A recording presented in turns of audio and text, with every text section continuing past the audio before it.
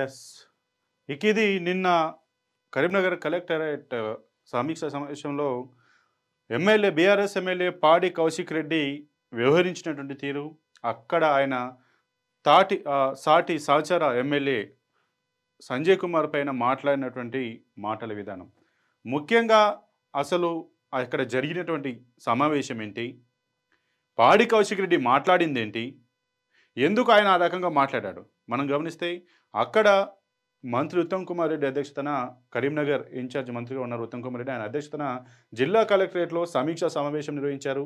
అక్కడ యొక్క జిల్లా అభివృద్ధికి సంబంధించి ఏమేమి చర్యలు తీసుకోవాలి, ఏమేమి చర్యలు పురోగతిలో ఉన్నాయి, ఇంక కావాల్సినటువంటి అవసరం ఏముందన్న దానిపైన సమీక్ష సమావేశం జరుగుతుంది. దీనికి సంబంధించి ఆ జిల్లాకు సంబంధించినటువంటి మంత్రులు, ఎమ్మెల్యేలు, ప్రజాప్రతినిధులు అందరూ హాజరయ్యారు. అక్కడ సమీక్ష జరుగుతున్నటువంటి సమయంలో ఎవరైతే ఎమ్మెల్యే సంజయ్ కుమార్ మాట్లాడుతున్నారో, తాను మాట్లాడేటువంటి సమయంలో అక్కడే ఉన్నటువంటి ఎమ్మెల్యే పాడి కౌశిక్ రెడ్డి సంజయ్ కుమార్ పైన తీవ్ర పదజాలంతో విరుచుకుపడ్డారు. ఎందుకు విరుచుకుపడ్డాడంటే, అతను బీఆర్ఎస్ పార్టీ నుంచి గెలిచి ఇప్పుడు ప్రస్తుతం కాంగ్రెస్కి సపోర్ట్గా ఉన్నాడు.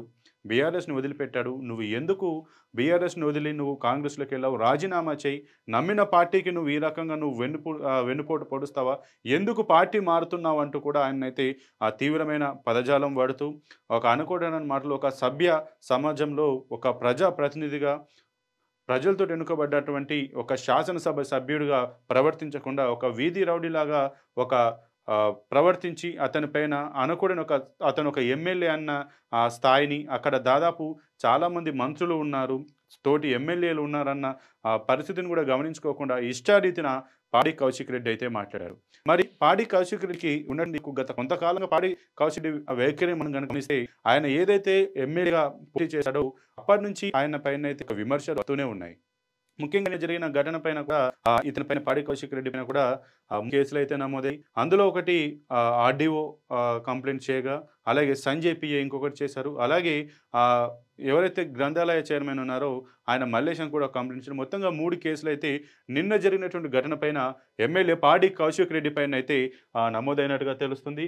ఇక అంతేకాదు ఆ పాడి కౌశిక్ రెడ్డి వ్యవహార శైలి మనం గమనిస్తే ఆయన ఎమ్మెల్యేగా గెలిచినప్పటి నుంచి కూడా ఎమ్మెల్యేగా గెలిచి ప్రచారం చేసిన టైంలో నన్ను ఎమ్మెల్యేగా గెలవకపోతే నేను నా కుటుంబం మొత్తం చనిపోతాం, మీరు ఓట్లు లేకపోతే మేము చనిపోతాం, గెలవకపోతే మేము చనిపోతాం అంటూ ఆయన ఎలక్షన్ సమయంలో మాట్లాడిన సందర్భంలో కూడా అతని పైన అయితే ఎలక్షన్ సమయంలో కూడా ఒక కేసు అయితే నమోదైంది.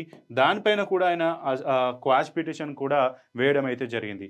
ఆ తర్వాత ఏదైతే దళిత బంధు గురించి కావచ్చు, అక్కడ ఆర్డీఓ ఎవరైతే ఒక ఆయన మాకు సరిగ్గా స్పందించట్లేదు, సరిగ్గా పనులు చేయట్లేదు, సరిగ్గా డెవలప్మెంట్కి సంబంధించి ఆమోదాలు తెలపట్లేదు అంటూ కూడా కలెక్టర్ ఆఫీస్ ముందు ధర్నా నిర్వహించి ఆ ధర్నా చేసిన సమయంలో కలెక్టర్ని అడ్డగించి ఆమెకు కూడా విధులకు ఆటంకం కలిగించారన్న ఒక ఆరోపణ కూడా పాడి కౌశిక్ రెడ్డి పైన అయితే ఉంది. అలాగే ఇక ముఖ్యంగా ఏదైతే హరీష్ రావు పైన సిద్దిపేటకు చెందినటువంటి ఒక వ్యక్తి కాంగ్రెస్ లీడర్ తన ఫోన్ ట్యాపింగ్ చేయించారు హరీష్ రావు అంటూ హరీష్ రావు పైన ఒక కంప్లైంట్ చేశారో దానిపైన కేసు కూడా హరీష్ రావు పైన రిజిస్టర్ అయింది. దీనికోసం ఎవరైతే చక్రధర్ గౌడ్ మీద కంప్లైంట్ రిటర్న్ తిని కూడా తన ఫోన్ చక్రధర్ గౌడ్ ట్యాప్ చేశాడంటూ తన పైన కూడా కంప్లైంట్ ఇవ్వడానికి అయితే బంజారాహిల్స్ పిఎస్కి వెళ్ళారో ఆ సమయంలో అక్కడున్నటువంటి పోలీసులతోటి దురుసుగా ప్రవర్తించాడు అంటూ కూడా బంజారాహిల్స్ పోలీస్ స్టేషన్లో కూడా పాడి కౌశిక్ రెడ్డి పైన అయితే కేసు అయితే నమోదైంది. దాని గురించి పెద్ద ఎత్తున కూడా అదైంది. ఇప్పుడు వరుసగా ఇది.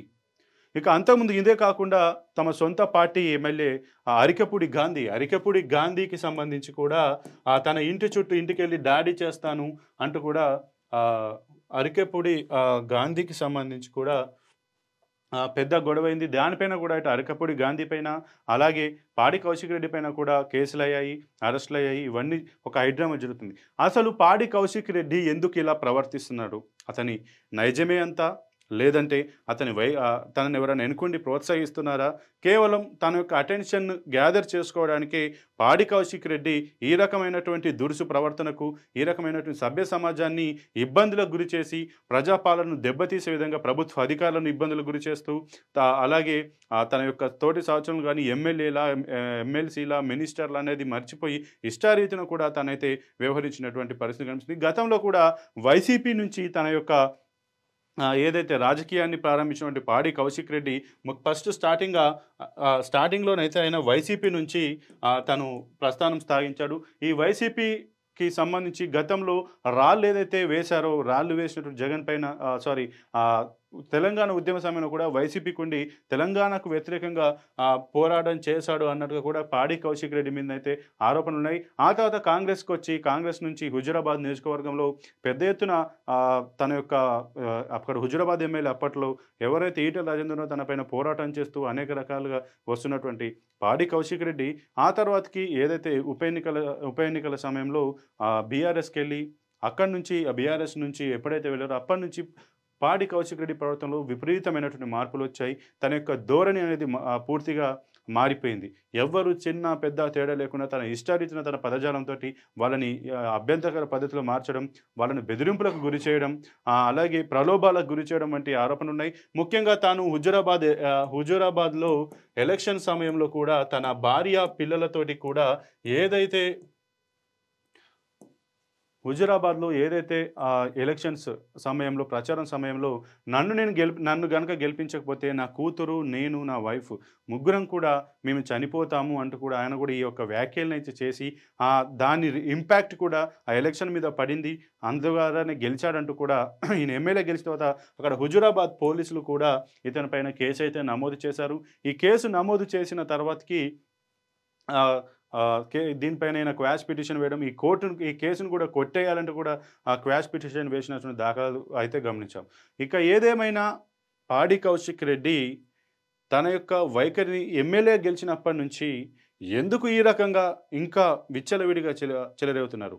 వాస్తవానికి మనం గమనించాల్సింది అతను ఒక ఎమ్మెల్యేగా కాకముందు ఒక నాయకుడిగా, ఒక యువ నాయకుడిగా ఉన్నాడు కాబట్టి ఏదో ధర్నాలు, ఆందోళన చేసినప్పుడు మామూలుగా కామన్‌గా కొంచెం ఒక హడావుడి వాతావరణంలో కొంచెం చెలరేగిపోవడం అయితే మనం గమనించొచ్చు. కానీ ఇప్పుడు అతను ఒక ఎమ్మెల్యే. ఎమ్మెల్యేగా తమ యొక్క హుజూరాబాద్ ప్రజలు తనను ఎమ్మెల్యేగా గెలిపించారు. తమ యొక్క ప్రాంత సమస్యలను తీర్చమని, ఆ ప్రాంత సమస్యల కోసం పోరాడమని చెప్పి ఆయనకొక అధికారాన్నయితే కట్టబెట్టారు. ఒక ఎమ్మెల్యేగా హోదా ఇచ్చారు. శాసనసభలో వారి యొక్క సమస్యలను బయట పెట్టమంటూ కూడానైతే ఆయనకు ఒక హోదా ఇచ్చినప్పుడు, ఆ హోదాకు తగ్గట్టుగా అతను కూడా హుందాగా నడుచుకోవాలి.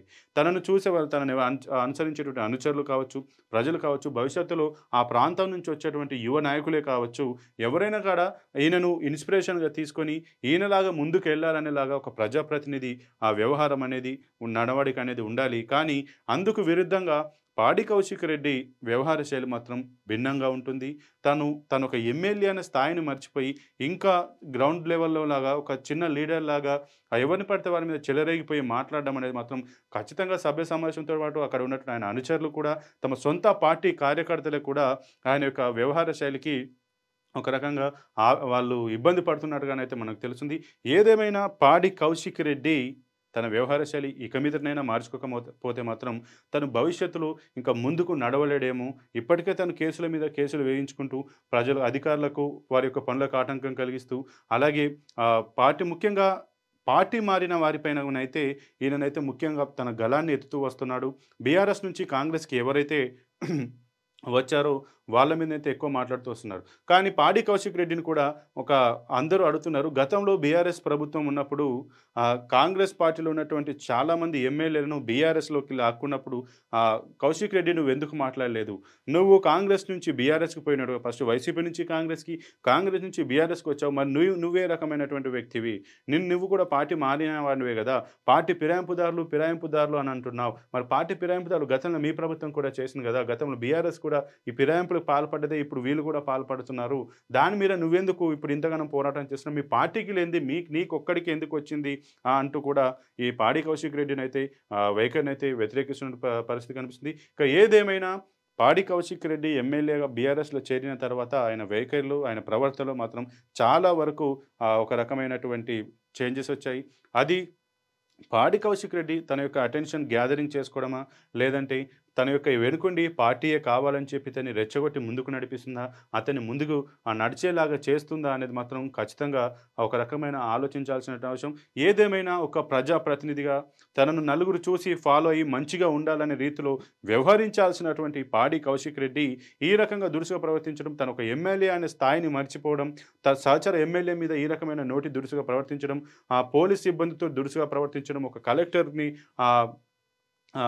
విధులకు ఆటంకం కలిగించడం, అలాగే ఒక ఎమ్మెల్యే గాంధీ ఇంటికి పోయి తన అనుచరులతోటి దాడి చేసే విధంగా థ్రెటనింగ్ చేసి సవాళ్లు విసురుతూ ఈ రకమైనటువంటి వాతావరణం చేయడం అనేది మాత్రం మనం ఖచ్చితంగా గతంలో చూస్తున్నాం. ఇకనైనా పాడి కౌశిక్ రెడ్డి తన ప్రవర్తన మార్చుకోకపోతే భవిష్యత్తులో మాత్రం తను చాలా కష్టపడాల్సి వస్తుంది. మళ్ళీ భవిష్యత్తు అనేది ఉంటుందా?